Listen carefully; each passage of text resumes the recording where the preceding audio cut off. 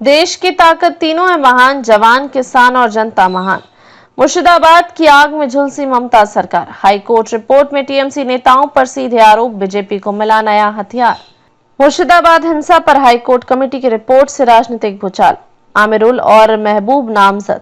ममता सरकार कटघरे में। पश्चिम बंगाल की सियासत में इस वक्त एक ऐसा भूचाल आया है जिसने तृणमूल कांग्रेस टीएमसी की जमीन हिला दी है। मुर्शिदाबाद में अप्रैल में भड़की सांप्रदायिक हिंसा पर कोलकाता हाईकोर्ट द्वारा गठित एक जांच समिति की रिपोर्ट सामने आई है जिसने सत्तारूढ़ टीएमसी के लिए नई मुसीबत खड़ी कर दी है। इस रिपोर्ट में दो वरिष्ठ टीएमसी नेताओं विधायक अमीरुल इस्लाम और पार्षद महबूब आलम के नाम स्पष्ट रूप से लिए गए हैं और उन्हें हिंसा को उकसाने का जिम्मेदार ठहराया गया है।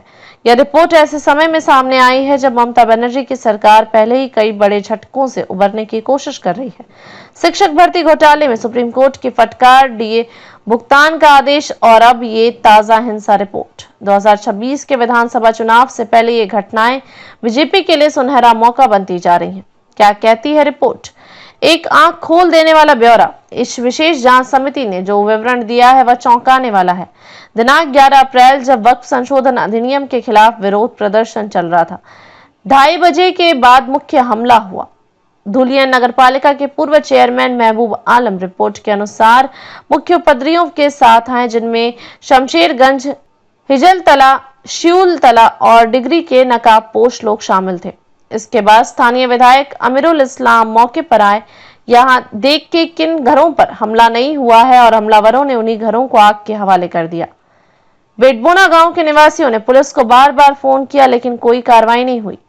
रिपोर्ट में सीधे कहा गया है पुलिस पूरी तरह अनुपस्थित और निष्क्रिय थी। नेताओं की प्रतिक्रिया, बचाव या बहाना। टीएमसी पार्षद महबूब आलम और विधायक अमीरुल इस्लाम ने सभी आरोपी को झूठा और राजनीतिक साजिश बताया है। महबूब आलम का बयान, उस दिन मैं कदम तला में था हिंदू समुदाय के 4 लोगों के साथ। जब हिंसा शुरू हुई तो हमने छिपकर जान बचाई और पुलिस को कॉल किया।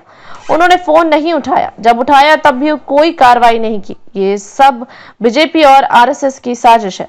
विधायक अमीरुल इस्लाम ने भी अपना बचाव करते हुए कहा, मैं खुद स्थिति नियंत्रित करने गया था, बाद में मैंने पीड़ितों को राहत भी पहुंचाई। यह रिपोर्ट दुर्भावनापूर्ण और राजनीति से प्रेरित है। राजनीतिक प्रभाव, चुनावी मौसम में बढ़ती गर्मी।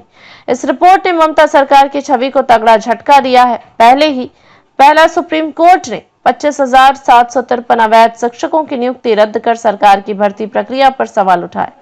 दूसरा, सरकारी कर्मचारियों के बकाया डीए पर सुप्रीम कोर्ट ने सरकार को फटकार लगाई और 6 हफ्ते में 25% भुगतान का आदेश दिया। तीसरा, और अब ये मुर्शिदाबाद हिंसा रिपोर्ट जो सीधे पार्टी नेताओं को कटघरे में खड़ा करती है। बीजेपी ने इसे ममता सरकार के अल्पसंख्यक तुष्टीकरण और अराजकता की पहचान बताया है। बीजेपी नेता सुकांत मजुमदार ने कहा, जब देश आतंकवाद और कट्टरता के खिलाफ एकजुट है, बंगाल सरकार अपने गुर्गों को बचाने में लगी है। क्या महबूब आलम और अमीरुल इस्लाम की पार्टी से निलंबित किया जाएगा? बॉर्डर एंगल और सुरक्षा का सवाल। मुर्शिदाबाद बांग्लादेश की सीमा से सटा हुआ जिला है और रिपोर्ट में इस बात पर भी चिंता जताई गई है कि बाहरी लोग शायद बॉर्डर पर पार से भी हमलावरों में शामिल थे। यह सवाल उठता है कि क्या राज्य सरकार सीमा पार से होने वाली घुसपैठ पर सच में गंभीर है? टीएमसी की अंदरूनी चिंता, नेताओं की संपत्ति और रसूख भी सवालों के घेरे में। स्थानीय लोगों और पार्टी कार्यकर्ताओं का कहना है कि अमीरुल इस्लाम पहले शिक्षक थे, अब बिजनेस चलाते हैं। वही महबूब आलम का बीड़ी उद्योग में बड़ा नेटवर्क है। इनकी बढ़ती संपत्ति और दबदबा पहले भी पार्टी के भीतर आलोचना का विषय रहा है। अब जबकि उनका नाम हिंसा से जुड़ा है, टीएमसी के लिए उन्हें बचाना आसान नहीं। निष्कर्ष, टीएमसी पर भरोसे की परीक्षा और बीजेपी को मिला प्रचार का हथियार। मुर्शिदाबाद की ये हिंसा केवल एक स्थानीय घटना नहीं रही, यह अब राज्य की कानून व्यवस्था, सरकार की संवेदनशीलता और चुनावी ईमानदारी पर बड़ा सवाल बन चुकी है। बीजेपी इसे लेकर पूरे राज्य में आंदोलन खड़ा कर सकती है और 2026 के चुनावों में यह मुद्दा टीएमसी के लिए नंदीग्राम पार्ट 2 साबित हो सकता है। देखते रहिए changing future TV. Like, share और सब्सक्राइब करना न भूलें। देश, दुनिया और भविष्य की सबसे बड़ी खबरों के लिए।